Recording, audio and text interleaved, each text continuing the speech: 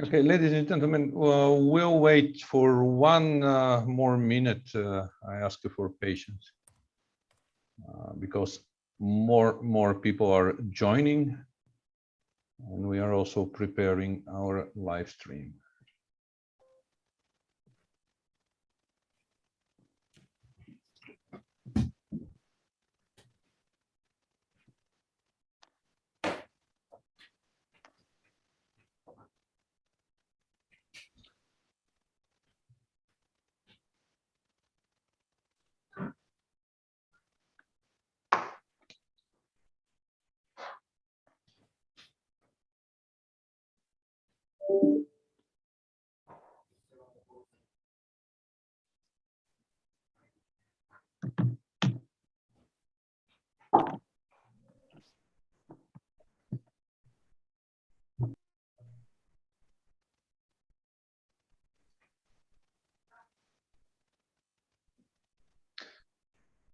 Good morning, ladies and gentlemen. Good morning from Sofia. I am Jordan Bujev, President of Sofia Security Forum.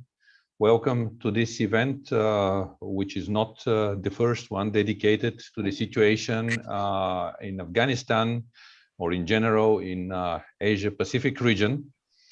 Before we start, may I kindly ask you to switch your microphones off in order not to intervene with our speakers. Yeah, you can of course have your cameras on, so we'll be able to make nice pictures of people who participate today. So once again, welcome to this event. The topic is extremely important, and it is related to the situation in Afghanistan and the impacts on this situation on Europe and on our region. As I said, Sofia Security Forum is organizing several events dedicated to this topic. And today's partners are Konrad Adenauer Foundation and the Southeast European Center for Asia-Pacific Studies. Thank you very much for your partnership and cooperation. Of course, we are concerned about what's happening in Afghanistan, because you know, as we said, this very swift change of power and very fast takeover of the power by Afghanistan showed how artificial actually the Afghan state was. But what is very worrisome, I would say, the way of how Taliban execute the power in the country, the situation, humanitarian situation in this very poor country. Also, we see activities of different terrorist groups trying to position themselves and to challenge the Taliban's government. We saw a couple of weeks ago terrorist attacks against the biggest probably hospital in the capital of Afghanistan. So we'll see a lot of developments in different spheres. Humanitarian situation, security situation is worsening. And what actually international community is doing? This is a key issue. Whether we'll see combined efforts towards Afghanistan and attempt to solve the situation there. This is of course very important, and of course we have to be prepared for different developments, mainly negative developments, and be prepared to react. So that's why we proposed this topic to your attention, and we'll be glad to have a discussion which will generate some ideas. But before we'll move to the substance and speakers, I would like to invite Mr. Torsten Geisler, who is the director of Konrad Adenauer Foundation, Bulgaria, for his introductory remarks. And once again, thank you, Torsten, for cooperation we have. Thank you very much, Jordan, and good morning to everybody. It's a great pleasure for me to welcome you on behalf of Konrad Adenauer Foundation to this online conference. And of course, I would like to thank our partners very warmly for their cooperation, Sofia Security Forum, in particular to you, Jordan, and the Southeast European Center for Asia-Pacific Studies. Today, we'll talk about Afghanistan and the consequences for Europe after the takeover by the Taliban. We will talk about Europe's security and the possibility of increased migration and instability. While the Taliban ruled Afghanistan from 1996 to 2001, they provided Al-Qaeda with sanctuary. After the September 11, 2001 attack, the United States invaded and overthrew the Taliban after it refused to turn over Al-Qaeda leaders. During the course of the 20-year NATO mission in Afghanistan, Al-Qaeda was vastly diminished, but questions have arisen about its future prospects with the Taliban back in Kabul. A few weeks ago, US Defense Secretary Lloyd Austin warned that Al-Qaeda might attempt to regenerate. He said, "The nature of Al-Qaeda and the Islamic State group is they will always attempt to find space to grow and regenerate, whether that's there, whether it's in Somalia, or whether it's in any other ungoverned space. I think that is the nature of these organizations." Today, our experts will tell us whether they share this assessment. And we will talk about refugees and migration. Afghans make up one of the largest refugee populations worldwide. There are 2.6 million registered Afghan refugees in the world, of whom 2.2 million are in Iran and Pakistan alone. Another 3.5 million people are internally displaced, having fled their homes, searching for refuge within the country. In light of the rapidly deteriorating security situation in 2021, the number of people fleeing will likely continue to rise. To give people a perspective in their own country, the EU has funded humanitarian operations in Afghanistan since 1994, providing over 1 billion euros.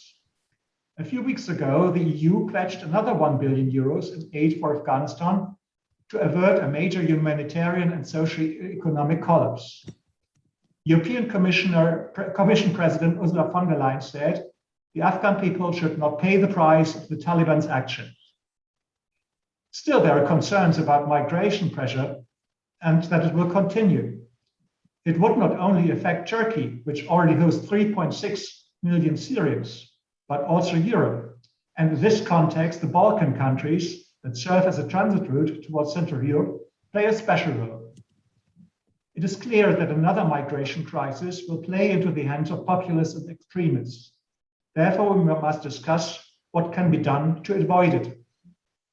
But we must also accept that we have a moral obligation towards those Afghans that supported NATO's mission before its troops were withdrawn. In the days before the fall of Kabul, thousands of them were evacuated, but many of them were left behind, now having to hide and fearing for their lives and that of their family members. So there are a lot of issues to be discussed today, and I'm looking forward to your contributions. Let me thank our experts who are joining us today. And well, I wish this online conference every possible success. Thank you very much. Yes, thank you. Thank you very much, Torsten, for your introductory remarks. And now I would like to invite our moderator, Mirela Petkova, who is a program director of CECAP, Southeast European Center for Asia-Pacific Studies, to take the responsibility to chairing this event. Over to you, Mirela. Hi, everyone. Many thanks to Jordan and Thorsten for the wonderful introductory remarks and for the kind invitation extended to me to moderate this event on behalf of Southeast European Center for Asia Pacific Studies.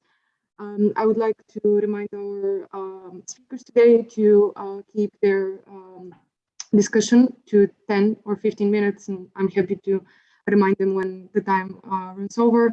And to all our guests, thank you for joining us today. I would like to encourage you to put all the questions that you might have in the chat box, and it would be greatly appreciated. It would also be very helpful if you mention to which speaker is your question addressed. Now, without further ado, I would like to start introducing our wonderful set of panelists today. We are starting with Ruswan Prat. Ruswan is co-founder and editor at the Remilitary, an online journal. Ruswan is also a freelance journalist and a book author on the topics of the war in Syria, Russian mercenaries, and tracing conflicts in the digital era. He has been a war correspondent for over 11 years in places such as Tunisia, Syria, Lebanon, Iraq, and Turkey. And his work in the Remilitary has had an immense added value for observers in Bulgaria who are interested in tracing conflicts around the world. Ruswan will give a kickstart to our discussion by presenting the recent developments in Afghanistan and their consequences for the Balkans. He will also delve into his experience as a journalist who has had a first-hand experience with migrant and refugee routes. I'm very excited. So, Ruswan, the floor is yours. Thank you very much for this wide presentation of me.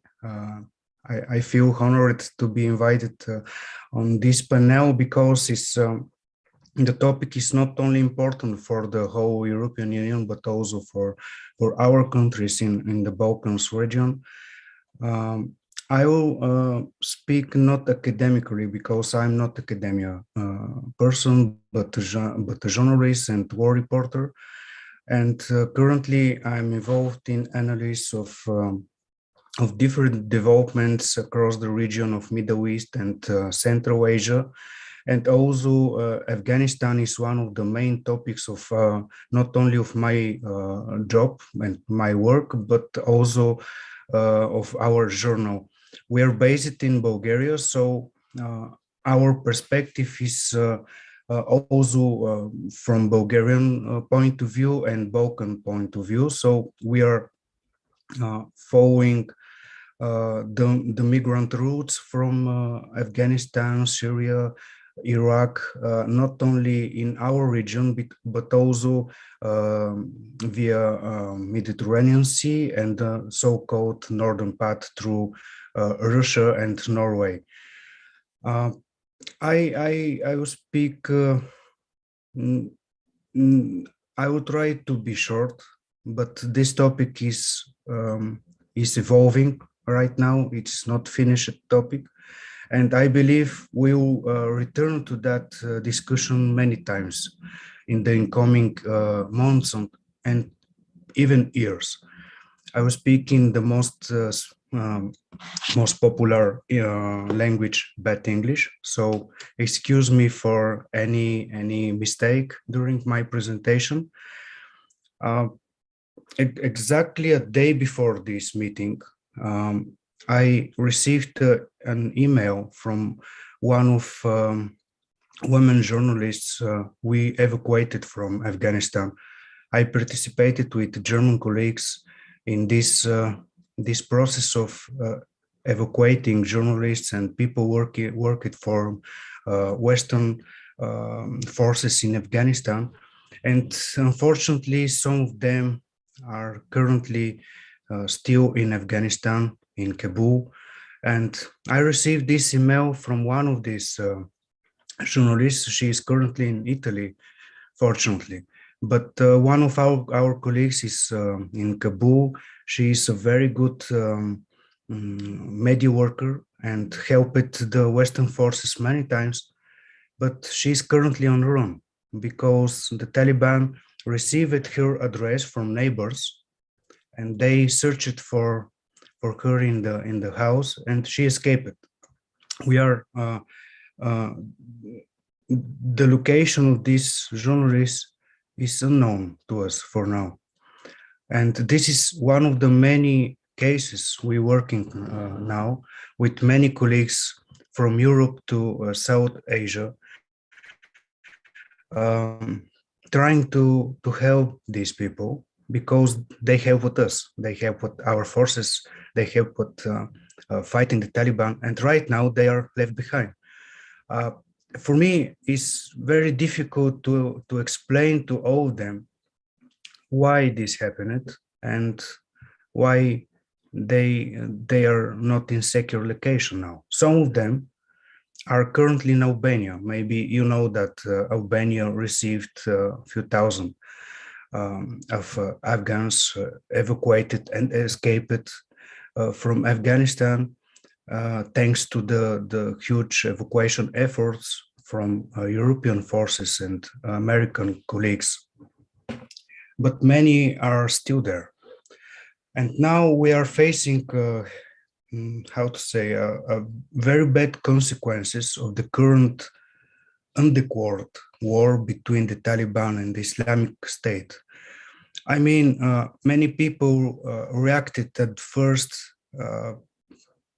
with lauding and maybe positivism because, okay, it's good that the Taliban and other radicals are killing each other.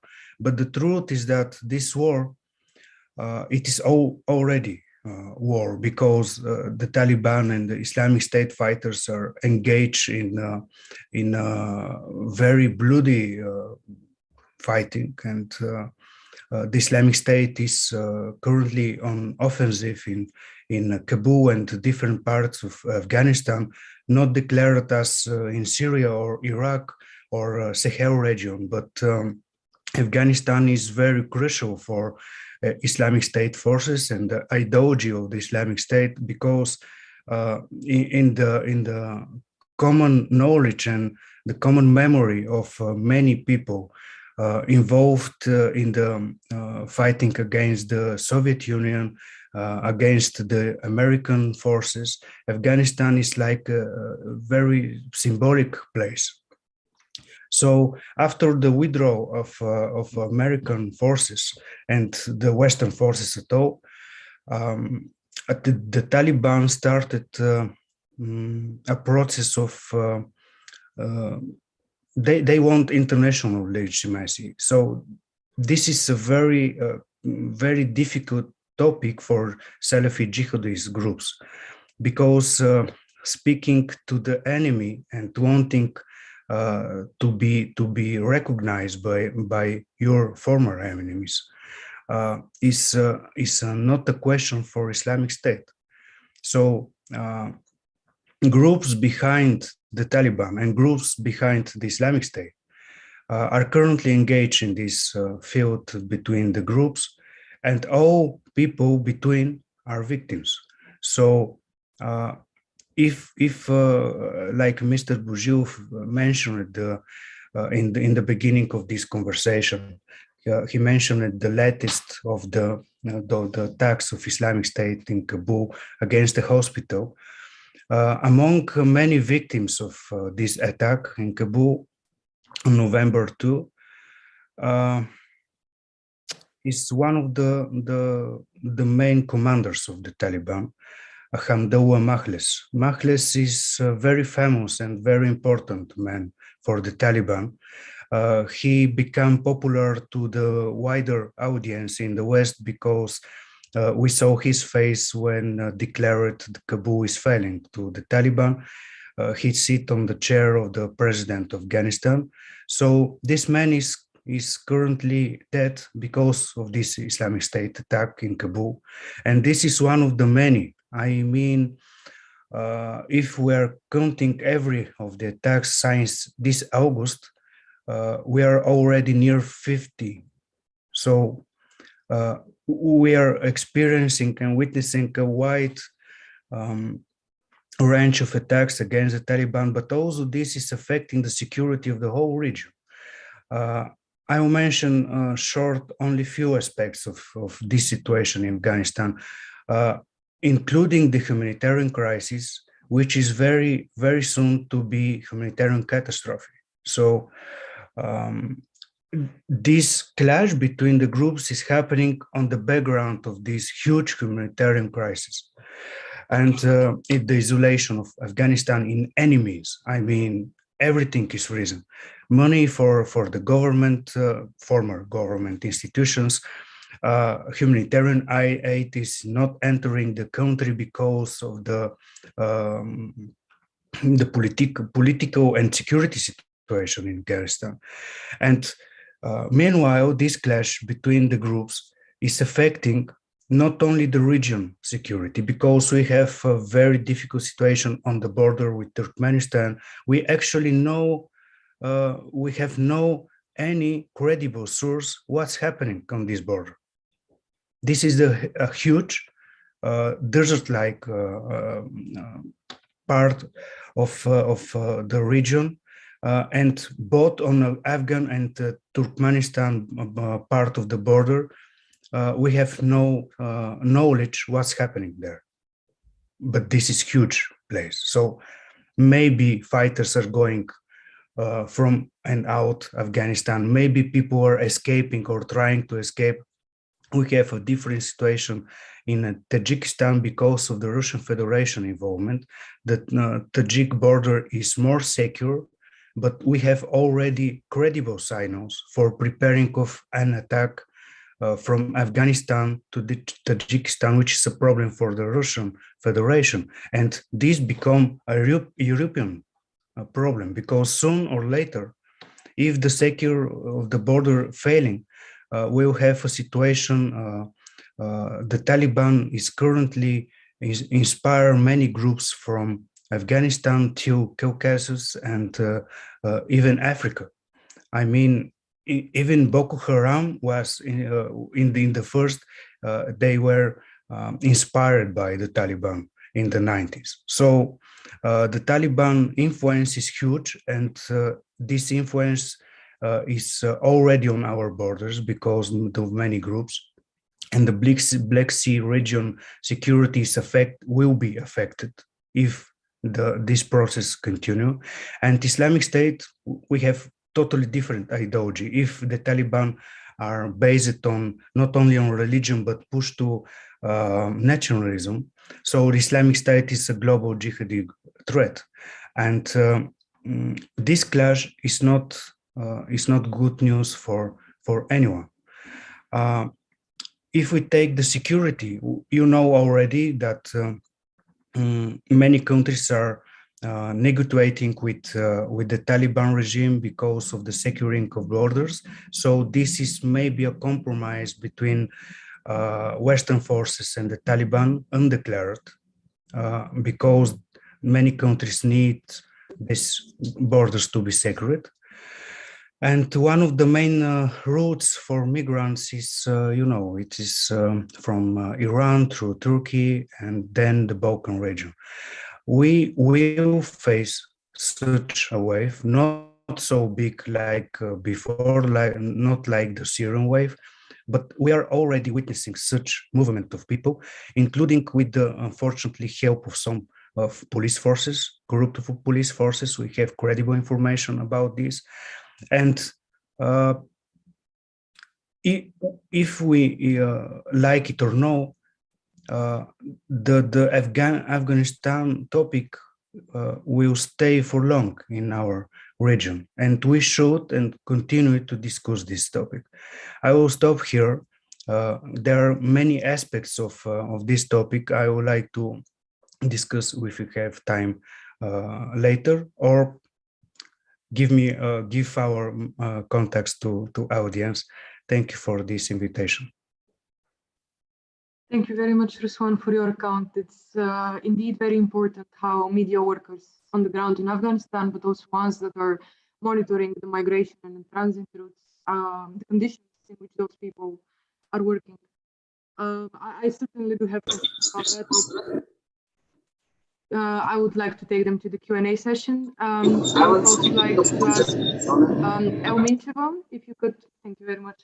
Now, I would like to present our next speaker, This is Nikola Dujovski. He's a dean of the Faculty of Security at the University St. Clement Ohridsky of Bitula in Skopje, Republic of North Macedonia. Mr. Dujovski is a professor in police sciences, and his work mainly revolves around integrated border management, violent extremism and radicalism, illegal migration, and smuggling of migrants.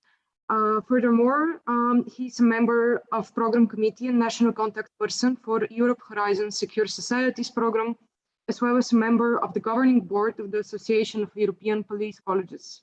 Mr. Dujovski has more than 15 years of police experience, as well as more than 10 years of experience as a university professor.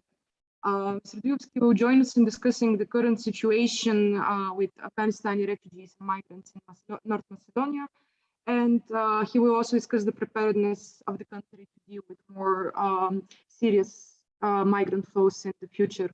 Mr. Dujovski, the floor is yours. I'm afraid your microphone appears to not be muted, but we cannot hear you. Still cannot hear you. Perhaps not yet. But his microphone is not muted. I can see that. Yeah, let me try.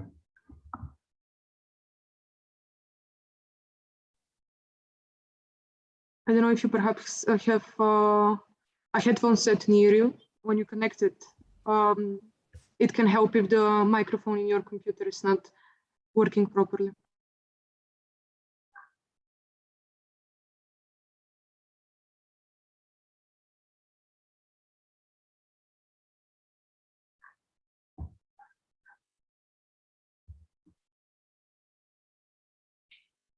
Mirela, maybe we shall go to another speaker, and yes. I will see something happened with the microphone of Nicola.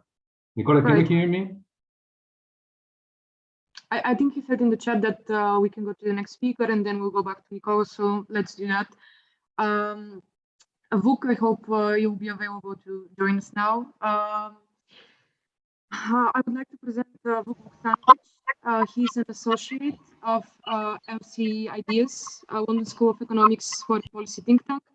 Vuk is also a senior researcher at the Belgrade Center for Security Policy in Belgrade, Serbia.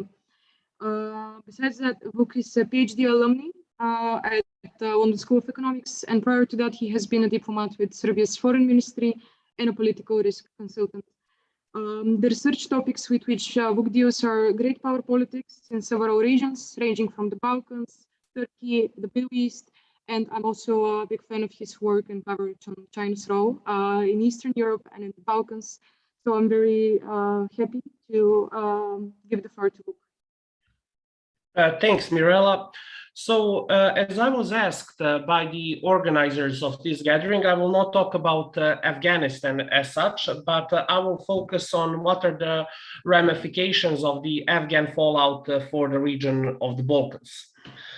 Now, in the immediate fallout after the Taliban returned to power, there are three ramifications for the Balkans. The immediate one which popped up was the issue of the Afghan asylum seekers, because for the Americans a big problem was where will they house the Afghans who collaborated with the US during 20 years of American presence in the country. So they needed a temporary shelter, while their visa applications to the US are being processed. And during this entire period, of course, we had a game of numbers where the countries in the Balkans which offered housing to these Afghan asylum seekers there was a constant game of numbers. Albania, the initial number which we saw in the media was 3,000 people. Well, now it appeared that the number is even higher, 4,000 people. And for that purpose, the government in Tirana even enforced a last-minute eviction of students from their dormitories, and the Albanian students frequently complained that it was done without adequate notice. And the cities of Tirana, Berat, and Durrës, I hope I'm pronouncing it correctly, are the 3 Albanian cities where the Afghan asylum seekers are at this moment temporarily situated. Now, Kosovo government was even overly ambitious in flaunting the number of 10,000 people. In the end, it turned out that it was only 2,000. And North Macedonia initially agreed to be 450,000 people, and it appears that the number has jumped to 750 people who will be housed in that country. A couple of days ago, Greece agreed to shelter a group of 35 Afghan human rights workers and their families following their short stay in neighboring North Macedonia. Now, in contrast to this, we had Montenegro. Montenegro joined the joint EU-US statement on the safe passage from Afghanistan. But given that the country is preoccupied with its own political crisis, it did not offer any refuge to the Afghan citizens. And Serbia also joined the same statement, but it is unlikely to provide housing for the Afghans. The Belgrade government sees very little value and very little interest in offering such arrangement. And there is, of course, also a very powerful historical analogy. The Belgrade government, which is quite colorful coalition in power, they believe that the policy of liberal interventionism is the same in Afghanistan, is the same policy which caused the 1999 intervention against Belgrade. Now, the second ramification concerns foreign policy behavior of the local nations in the Balkans. While some nations in the Balkans use this opportunity to court the US, others, in this particular case, I mean Serbia, struggles to maintain its own game of balancing between Western and non-Western powers.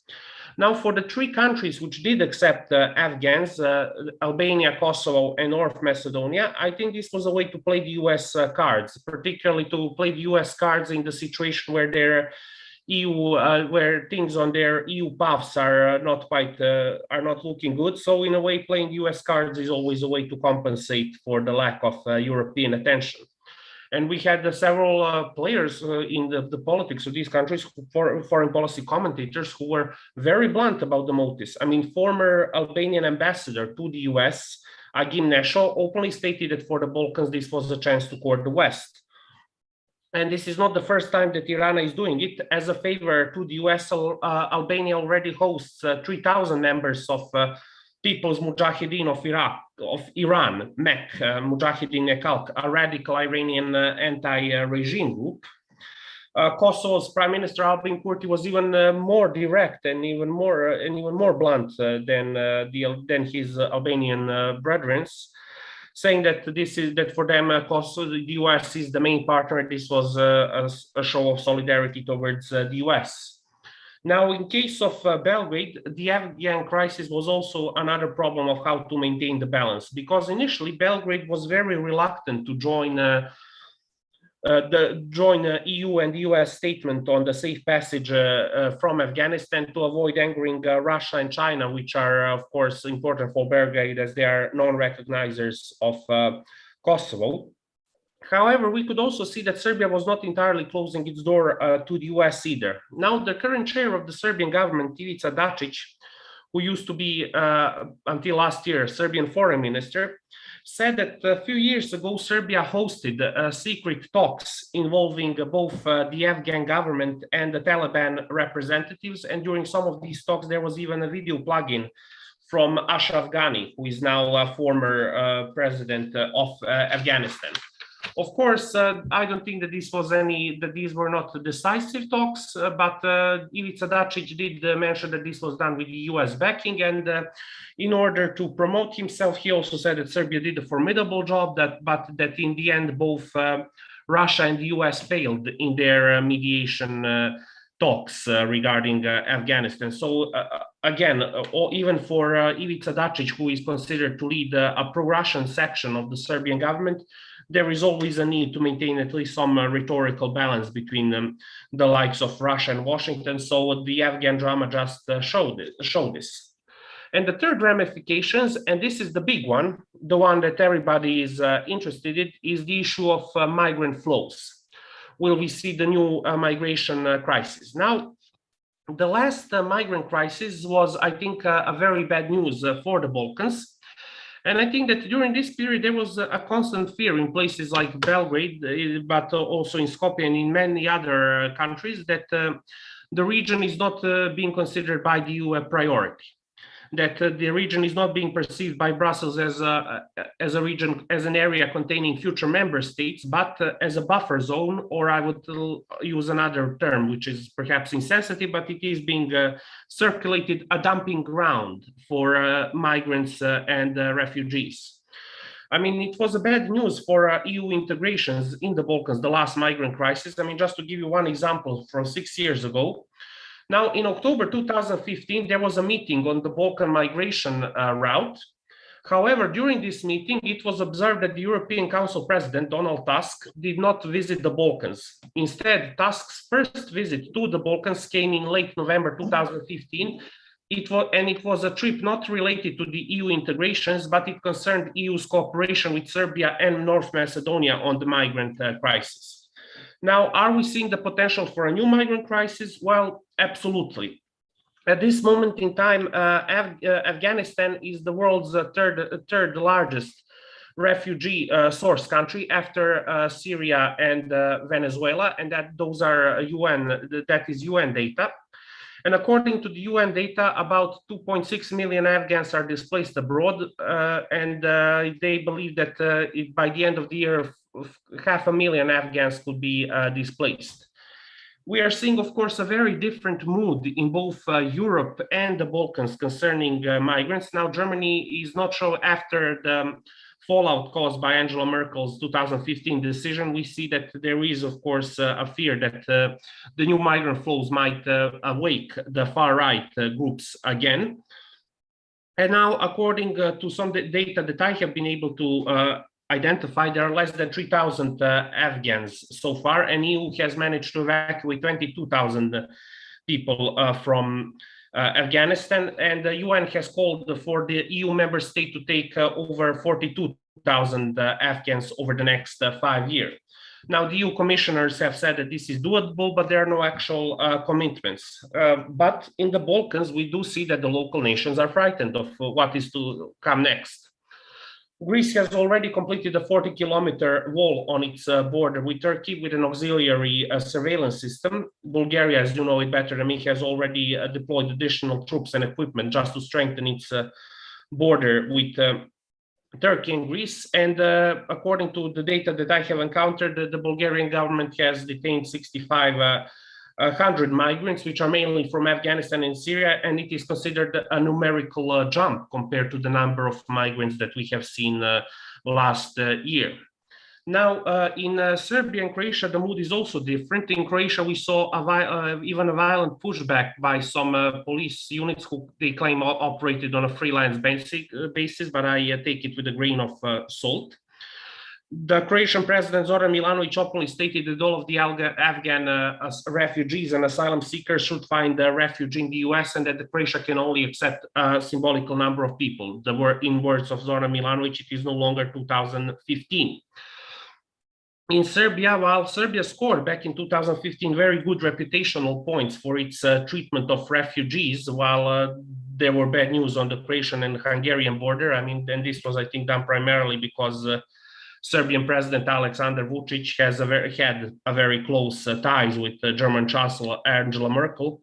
I don't think that we will be seeing any of the sort of treatment now, particularly since I think that the issue of migrants has become a very hot issue in the Western Balkans, where many are afraid that far-right groups are capitalizing on the anti-migrant sentiments and fears, and that it might cost you in electoral sense of the word.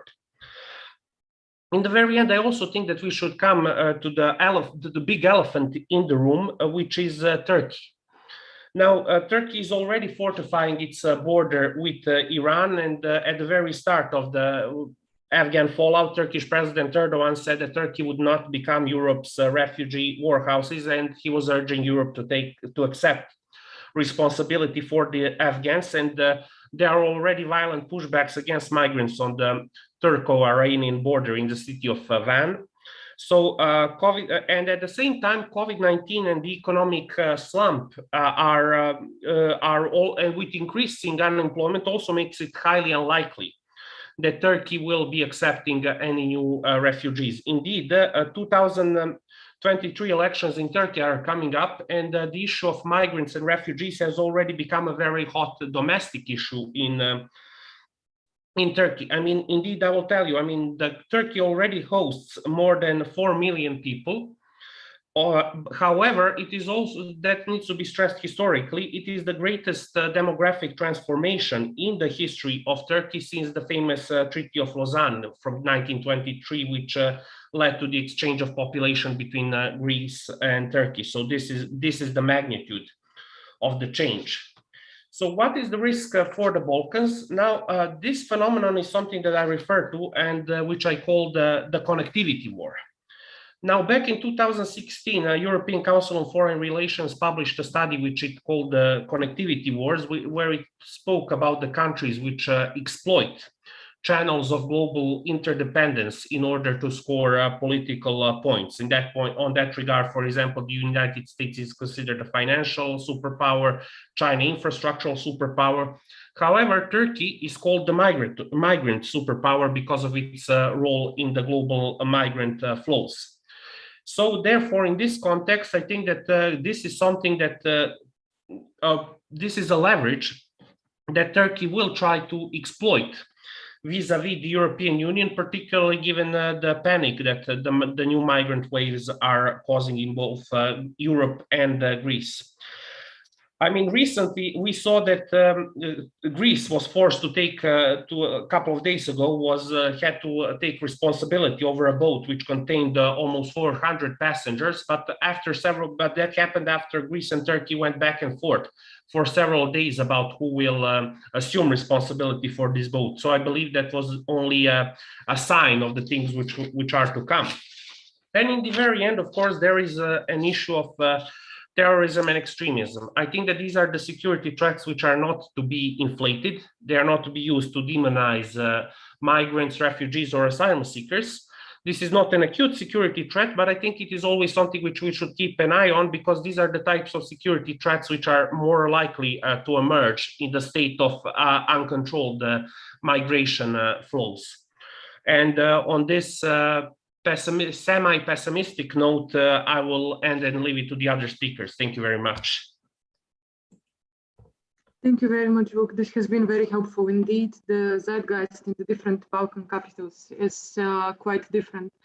And unfortunately, we cannot discuss all of them, but I believe they deserve certain attention and reasonings behind their motivation, whether to accept or not to accept refugees. Now, Mr. Dujovsky, let's try again. I've already introduced you, but just to remind briefly, please, let's see if you can, if we can hear you. Wonderful. Yeah, thank you. The floor is yours. It's finally done. Thank you very much. And I'm very sorry for this instability, but we have acquired new equipment and we are still having problems with how to use it. Thank you very much for the invitation. It is always a pleasure to speak in front of colleagues and friends. Regards to Mr. Bozilov and to Konrad Adenauer Stiftung from Sofia, and of course, Mirela, to you and to our previous speakers, and of course, to students and other professionals today. Can I share my screen, because I have prepared some photos and other slides I would like to share with you. Can you see the slideshow now?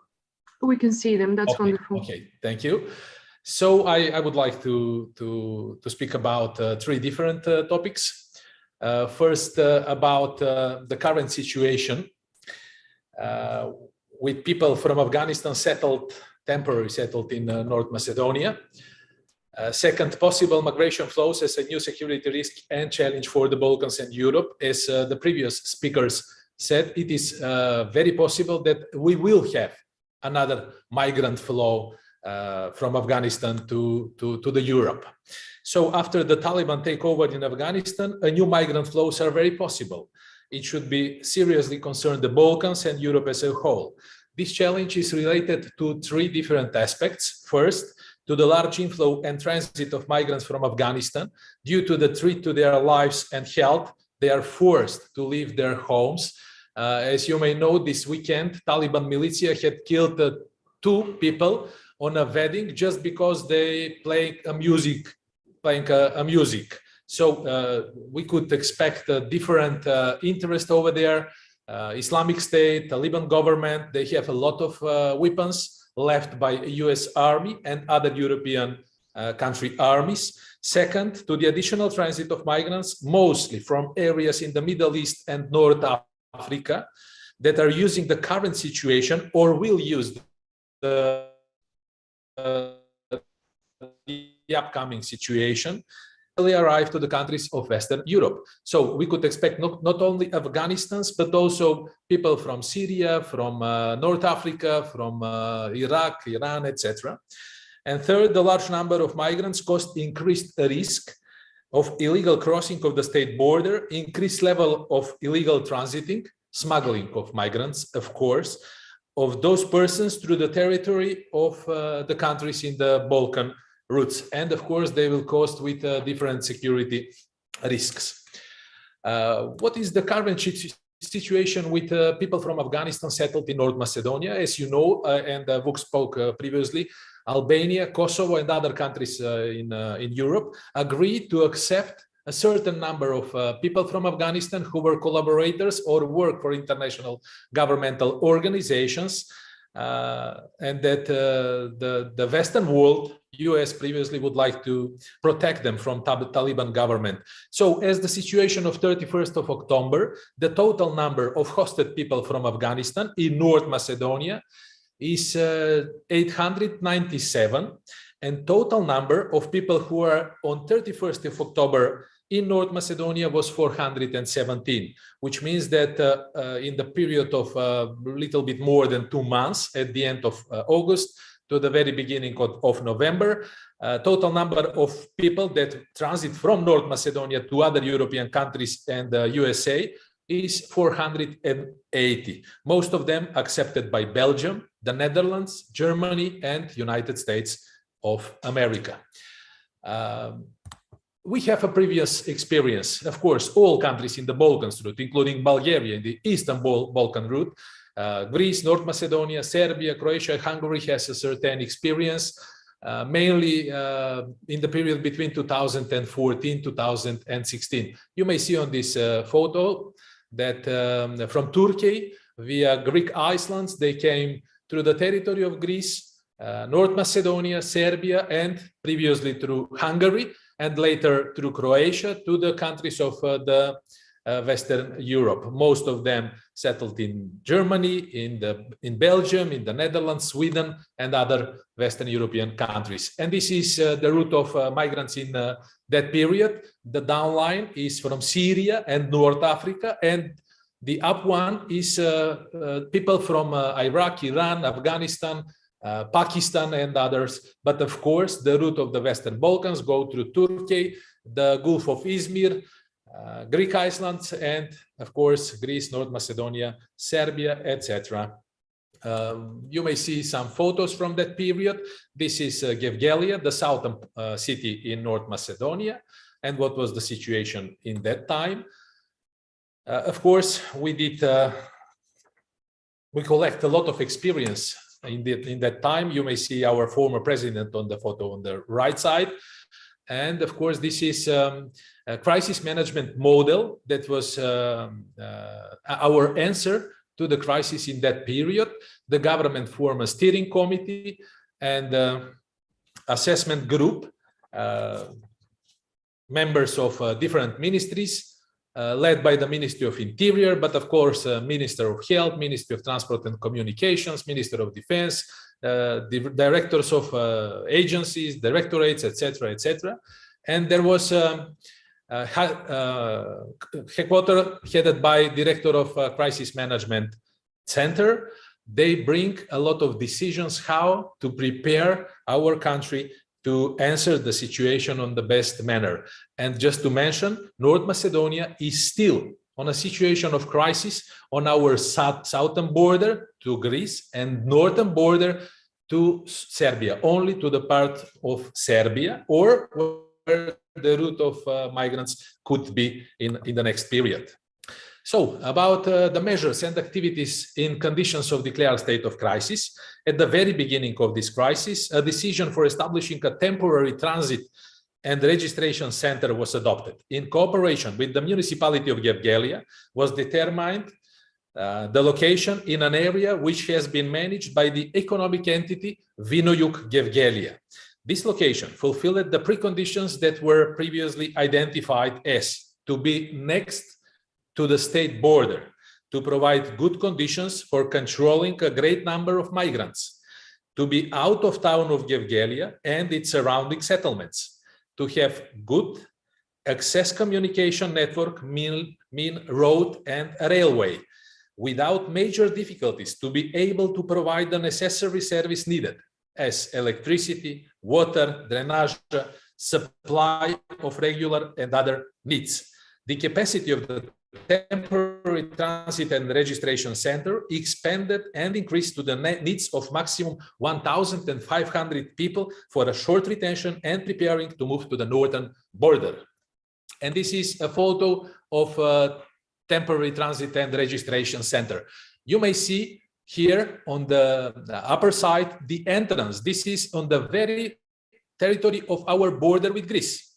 And the entrance was only on 5 meters from the border. Here, the migrants enter the transit center. They have a chance to be there up to 72 hours, receive some health assistance, food, other assistance by Red Cross or International Organization for Migrations. And then this is the exit of the transit center, which is on the very spot of the Gevgelia railway station, only a few meters away from Gevgelia railway station. And here is the official entrance for official representatives, the Red Cross, police, and others who have authorities there. This is another photo we prepared to all of them to understand on their own language, what are their rights, what should we do, etc. The photo on the left is the entrance of the temporary center, and on the right is the exit on the railway station in Gevgelia. Of course, success in dealing with new migrant crisis in Europe is strongly linked to the success of the measures and actions taken at the border between North Macedonia and Greece. This was situation in 2015-16, and we expect that this would be probably scenario for the upcoming migrant crisis. Let's speak about the coordination of measures and activities to prevent possible migrant flows. First, acceptance of refugees and migrants on the northern side. Initially were organized on railway border crossing point Tabanovce, near to the border with Serbia. It is a railway, but also a road way police station. For a short time, in the wider area of the railway border crossing was established the second reception and transit center on Tabanovce, where was set up the necessary infrastructure for receiving, temporary retention, and providing help to extend the way forward for refugees and migrants to Republic of Serbia and, of course, to Western Europe. Assistance in the establishment of both transit centers was received by the international humanitarian organizations for refugees and migrants as United Nations High Commissioner for Refugees, International Organization of Migrations, as well as numerous domestic and foreign NGOs. The approach of North Macedonia is as follows: applied in the process of managing the risk related to migrant and refugee crisis, is a national choice and in many ways unique in cooperation with other countries of the corridor. The way of dealing with refugee and migrant crisis has shown successful result when there were daily flow of more than 10,000 people. I repeat, 10,000 people per day, but also has shown success and when the corridor had to be closed and the flow be restricted for so-called economic migrants.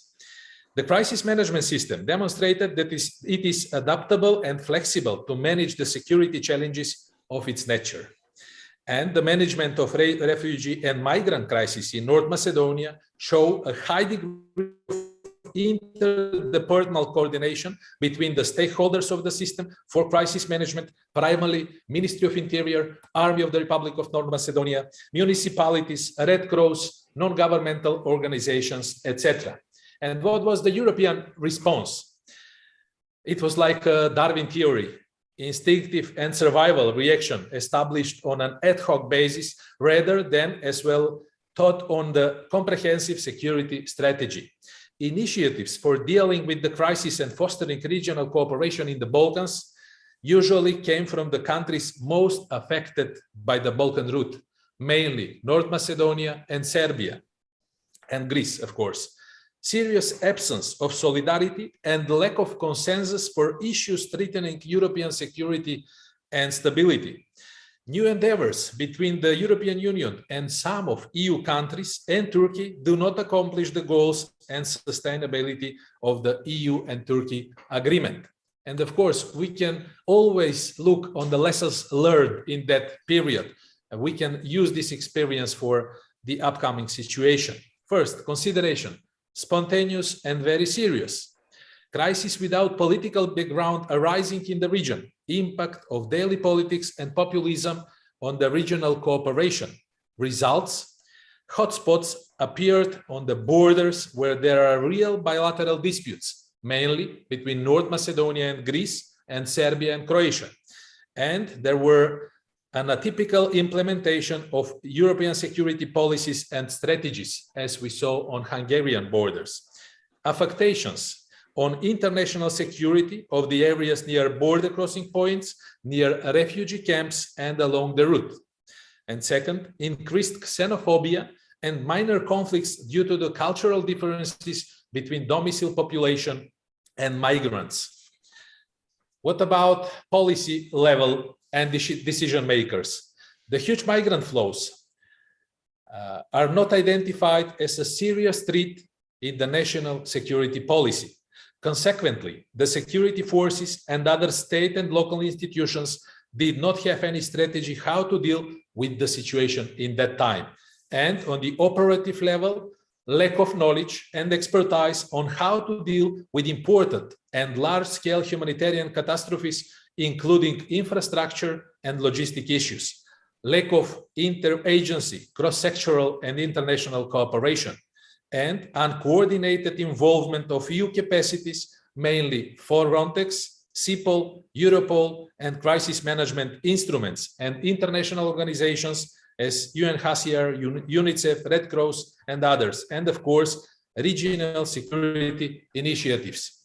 But after 5 years, the question, if someone asks, are we ready for a new migrant flow? Yes, we are. Why? Because we have experience now, because we have knowledge, we have a good infrastructure, we have a good cooperation with the neighboring countries, and we will depend on the political decisions from Brussels and other European countries on if they will accept migrants from Afghanistan or not. If they do, then we can activate the southern and northern transit camps, and of course we will organize all those people to pass through the territory of North Macedonia without any difficulties. Thank you for your attention.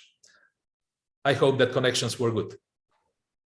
The connection was excellent. Thank you so much, Nicola. It's always so helpful to get insights from someone with so much practical experience on the matter.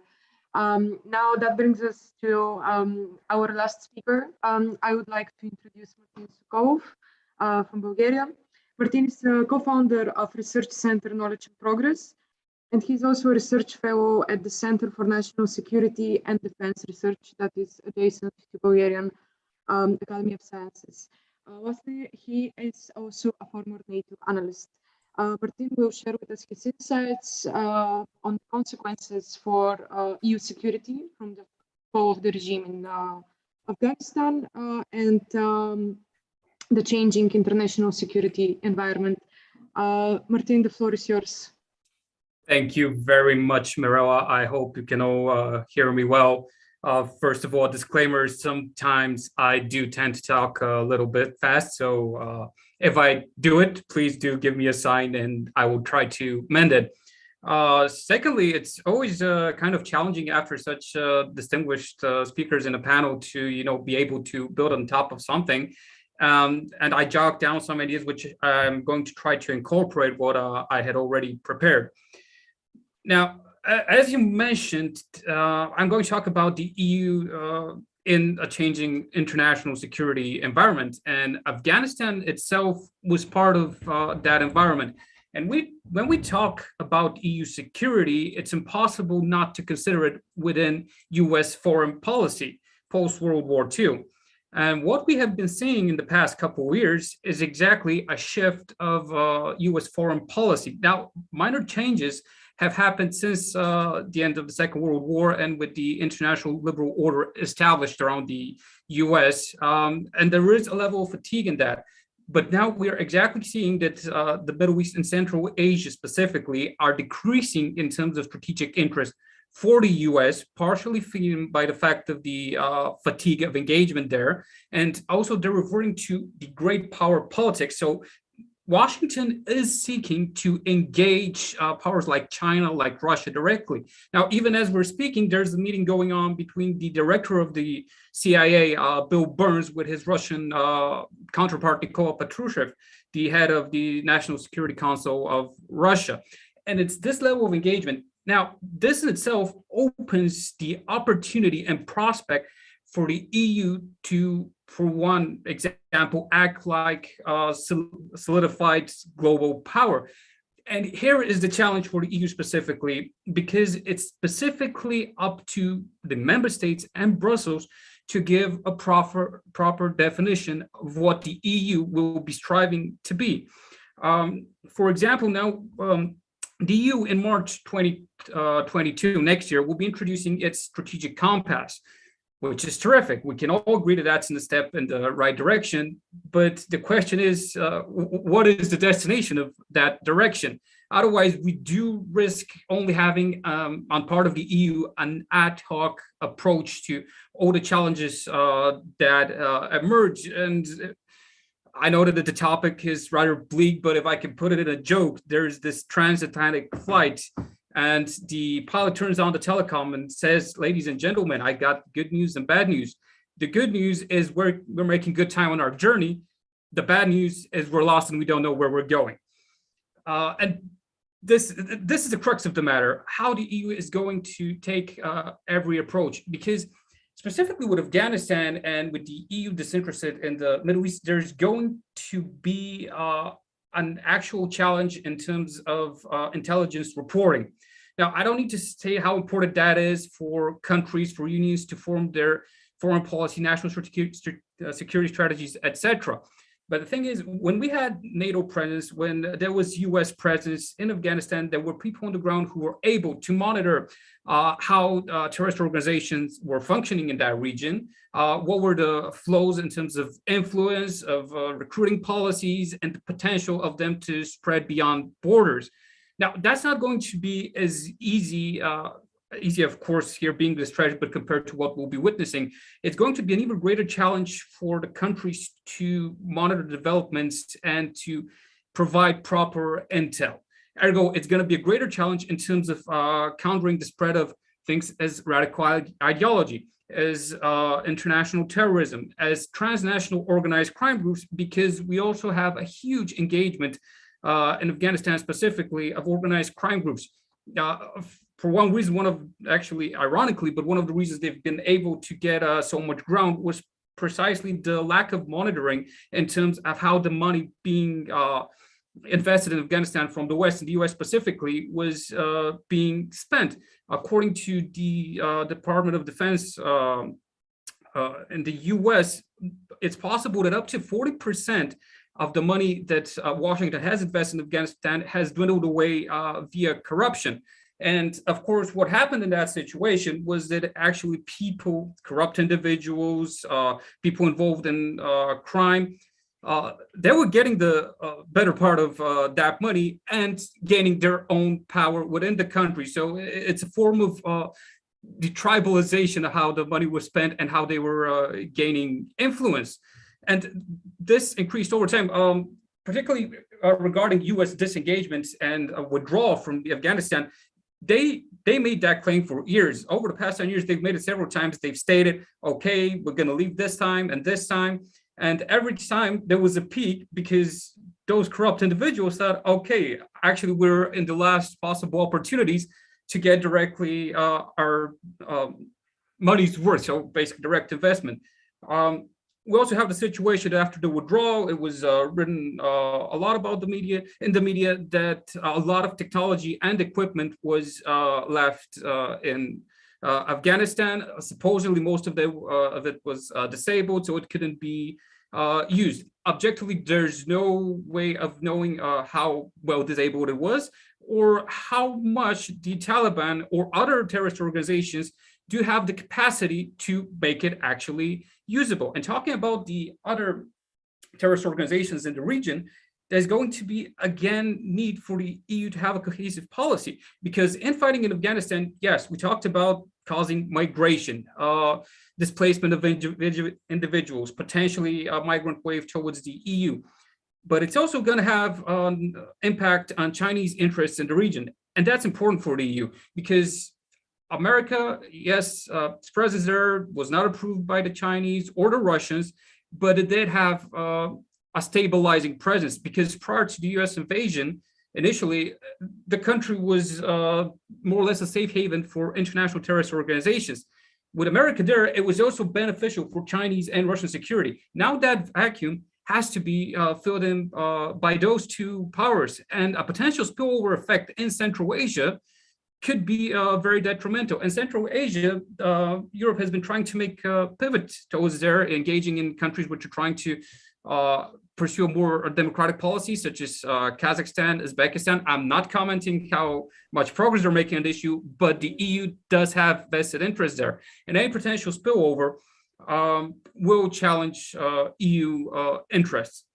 So ultimately, challenge number one for European security is a definition of the EU direction and what it wants to be in terms of a global actor, because in a world where everything is driven by great power politics, the EU does have the opportunity to quite easily become a member of the great powers. But the question is the willingness of the member states, increased investments in the acquirement of capabilities, specifically military capabilities. Otherwise, extreme dependence on US equipment will persist. And just to put into context in terms of NATO interests, the stronger the EU in terms of military and defense, the easier it will be the job for NATO.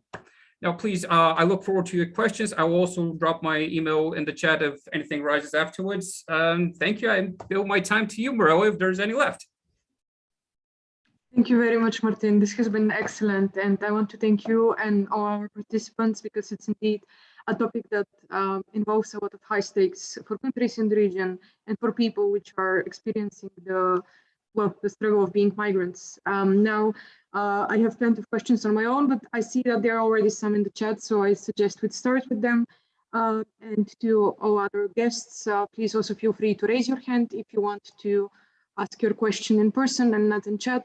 I see that the first question comes from Plamen Christov, who has asked whether our speakers see any concrete signs or risk for the Balkans to become an Afghan migrant hub in Europe. So similar, I guess, to what Vuk has said in the 2015 crisis, where the region has been seen as a dumping ground, whether there are possibilities for this to happen again. Would anyone of the speakers would like to take that question? Yeah, I could speak freely about this. Thank you very much. No, I don't think that the Balkans would be the host for a huge number of migrants. Of course, we could share some experience and accept people from Afghanistan, but only to the capacities that we do have at the moment. For North Macedonia, it is not more than 200 people in our migrant center, which is near to Skopje. At the moment, there are nearly 70 people there, they ask asylum status in North Macedonia, and the procedure is still ongoing. But about new incomers from Afghanistan, I think that Balkan countries will follow the policy of the Brussels. We are not a part of the problem. We cannot be part of the solution. So I think that we already has established capacities, especially on northern and southern border, and we will follow the situation in Turkey and in Greece, of course, and react mainly as Western European countries act. If they accept people from Afghanistan, then Balkans do not have to worry about the future. If they do not, then probably EU-Turkey agreement, which is still on force, will help to stop migrants in Asia. Thank you very much, Nico. Now I would like to suggest to give the floor to questions to people who have raised their hand, and then we can go to the answers after that. I don't know who was first, but let's go alphabetically. Angel Apostov, please ask your question, and it would be very helpful if you mention to which participant you're addressing it to. Well, thank you.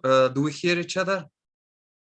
Yes. Great. Well, my question is primarily to Mr. Trat, but I would like, if any one of the other speakers interested, it can answer. Now the recognition of the Taliban government is becoming more of an issue with each passing week. And in a previous article of Mr. Trat, he said that before the Western world becomes ready to recognize the Taliban government, we should be very strict about the rights of women and other minorities in Afghanistan right now. Still, when we see the Western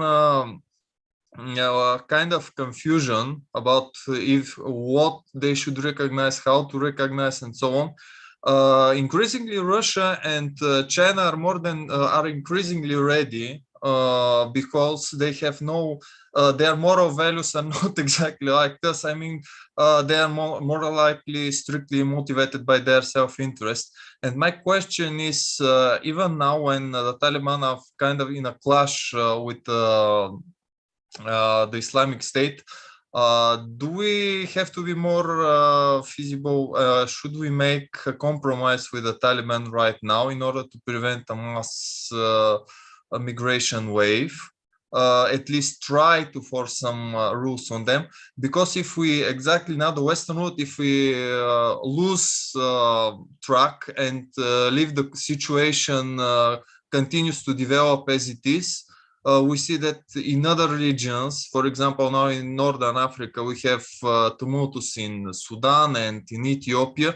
If Western part abdicates from these regions, don't you think it would be more of a consequence in later than if we at least try to make a compromise with the Taliban right now, just to prevent a greater crisis? Thank you.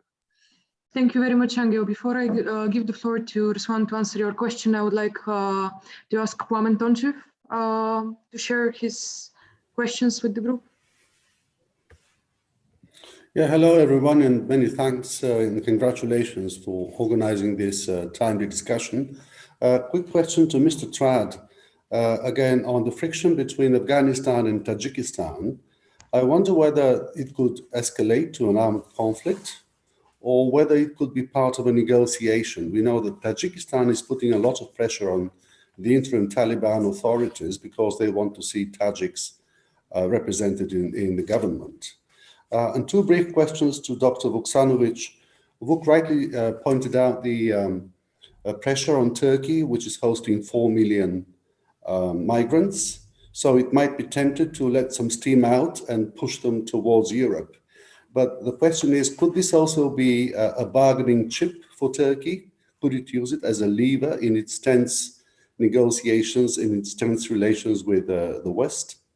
And the second question to Vuk, whether the recent visit by President Vučić to Turkey had migration as one of the items on the agenda. Did the Serbian president try to work out some sort of bilateral arrangement with Turkey on the expected migration flows from Afghanistan?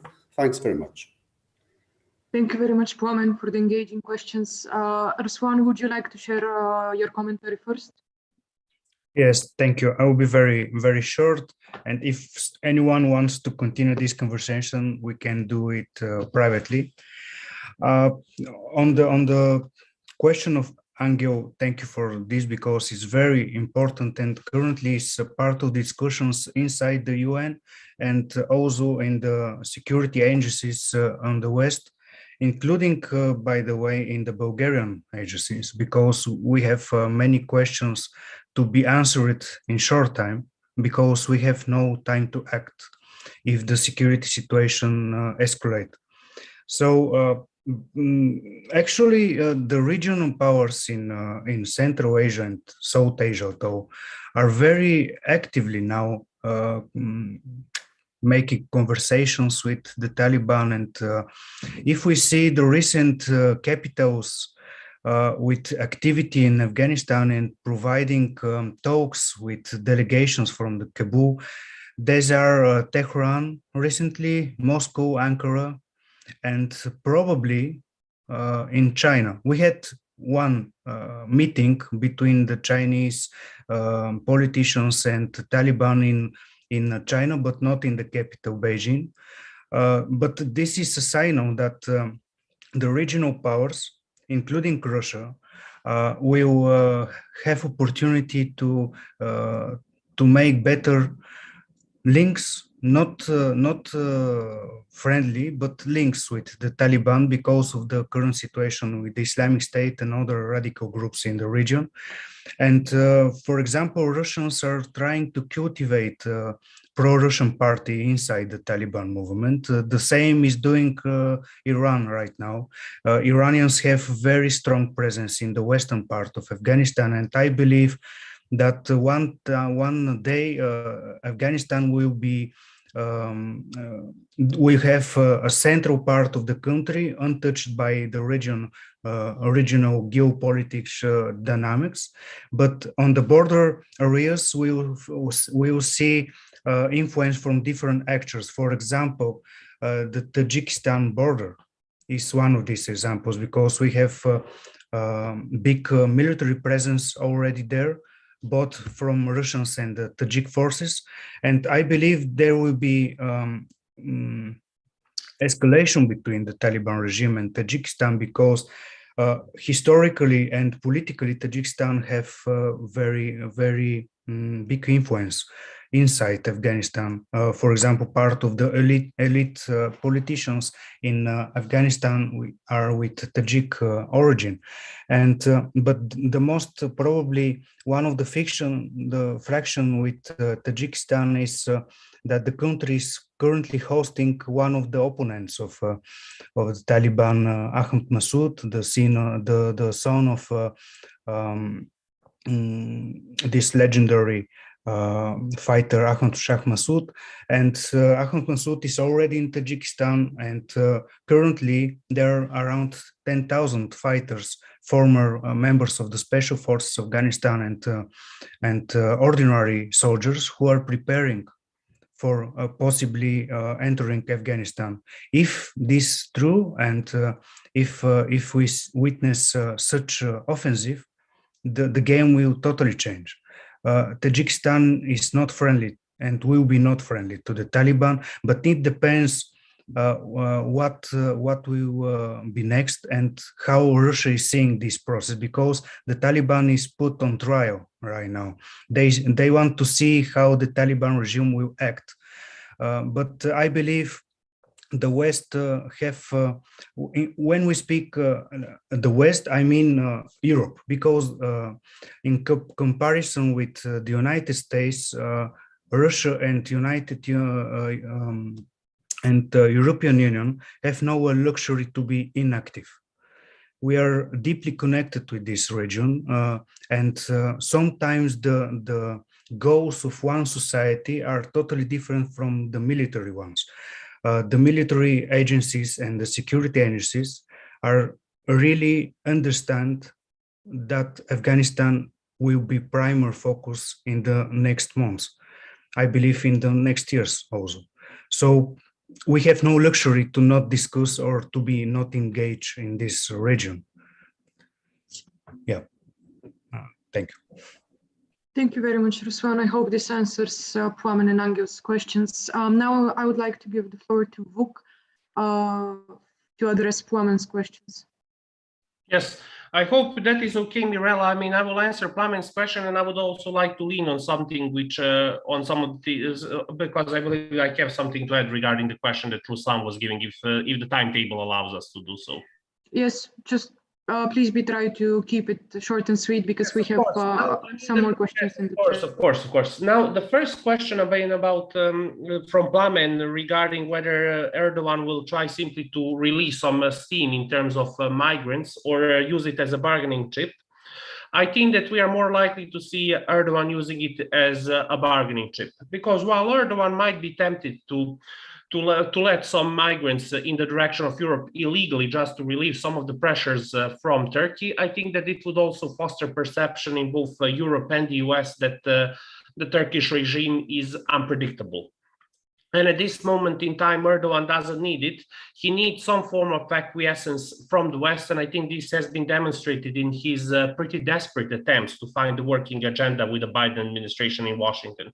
We saw this at the margin of the UN General Assembly. We saw this with his attempts about F-16 arrangements. So he needs some relative tranquility in relations with the West, particularly in light of the fact that for the next 2 years until 2023, he will be in electoral mood during which he needs relative peace, I mean, to consolidate his power.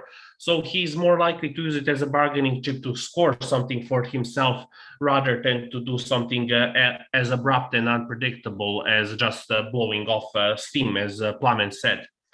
As far as Vučić-Erdogan meeting goes, I mean, this meeting was not, I think, I mean, the public information about this meeting is quite stingy. So we don't know what are all the topics that they touched upon. However, I think it had much more to do with the bilateral troubles that we are seeing between Serbia and Turkey recently. I mean, Turkey's announcement that it will lobby for new recognitions of Kosovo, the fact that Turkey was probably displeased that Vučić is close to some of the Turkey's rivals like Cyprus, Armenia, United Arab Emirates. So that probably played a much bigger role on the agenda. However, while I have no information that that the issue of migrants was an issue during the bilateral Vučić-Erdogan talk, I can certainly testify that once EU and Turkey signed an agreement on the migrant placement back in 2016, it did play a major part in raising Turkey's stature and prices among the Western Balkan countries. I mean, and I think it played no small part in building up partnership between Ankara and Belgrade with Erdogan's landmark visit in 2017. And I mean, as far as the issue on Afghanistan, I think my theory is that Taliban, we will see whether they will succeed.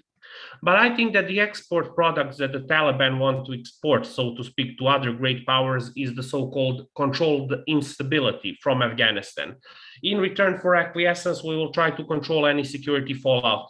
To the Russians, we will prevent, for example, Afghans being used as a launchpad for any radicalization movement into Russia's soft underbelly in Central Asia. To the Chinese, we will not support the Uyghurs if you support us.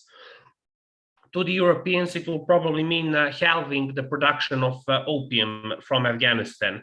So we will see whether the Afghans will succeed, whether the Taliban will succeed in doing so, because neither the movement is the same as it was in the late 1990s, and the country is not the same as the ones they left in 2001, and it will be very difficult for the Taliban to achieve a semblance of control like the one they had in the 1990s. But I believe that this is, in theory, what the Taliban government wants to achieve in its bargaining power with external powers, both Western and non-Western. Thank you very much, Vuk. I hope this answers Pam's question. Now, I would like to give the floor. I see a raised hand, and then we can perhaps go to questions in the chat if there are no more hands. Christina Mitanoska. would you like to ask your question, and please mention whom you're addressing it to? Okay, I believe Christina is not here anymore, so we would go to the questions from, oh, here she is. Can you unmute yourself, please?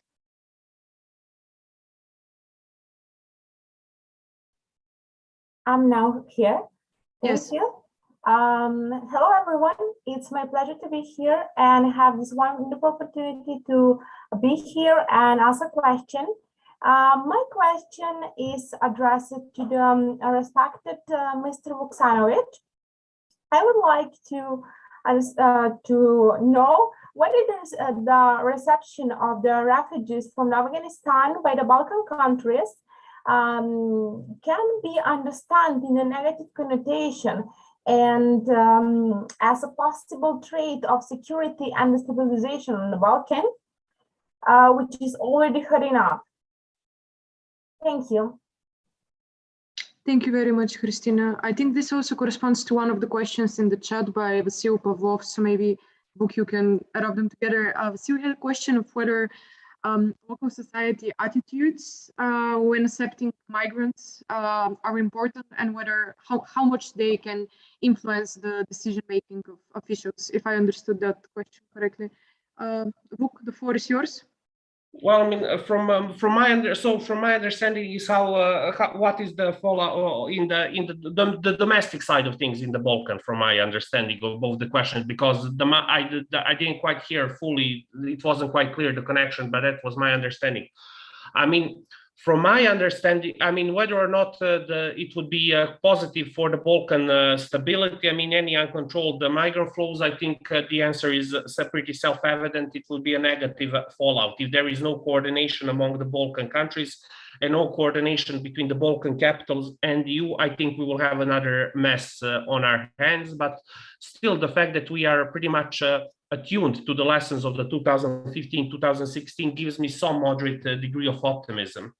Now, as far as the issue of society, yes, I do think that despite the fact that, for example, Mr. Vučić or Mr. Erdogan are lead hybrid illiberal regimes, it is always my philosophy that even in the most cruel regimes, and Mr. Vučić and Mr. Erdogan are somewhere in between, you are always vulnerable to some domestic impulses, to some popular resistance. You always have to keep an eye on some mood, even though you may not be a typical electoral democracy for that matter. And based on the fact that both Erdogan and Vučić still have to secure, I mean, the support of the numerical majority in the elections in order to govern the way they govern, I think that it has become, in a sense, a problem for them. Yes, and whether the average voter, whether the community at large is receptive of the refugees or not, that will also impact the policies that Vučić has. I mean, because as I said, he's afraid that, for example, some of the far-right groups, and with some of them he's in some form of a pragmatic alliance, with some others he's not. But he is afraid that it might backfire on him if he accepts any large number of refugees. I mean, the only potential scenario where I could see, but even that scenario would be risky, where Vučić would accept a large number, for example, of Afghans or any other migrant of refugee groups, is that if he believes that it will score him some good points with the Western capitals, and that it will give him, and that the Western capitals will give him a green light from some of his own domestic transgressions. That's the only potential option in which Vučić might assume this type of risk. But as I said, it is a risky policy nevertheless. Even though, for example, Mr. Vučić privately might be tempted to accept workers, because even now we have adopted Serbia, because of its brain drain, has even now replicated some of the practices which, for example, exists in the United Arab Emirates of bringing seasoned workers from places like Africa, Middle East, and Central Asia. But even though he might be tempted in terms of them bringing in young labor demographics, I can't see that he would assume this type of risks, except if he finds himself in a very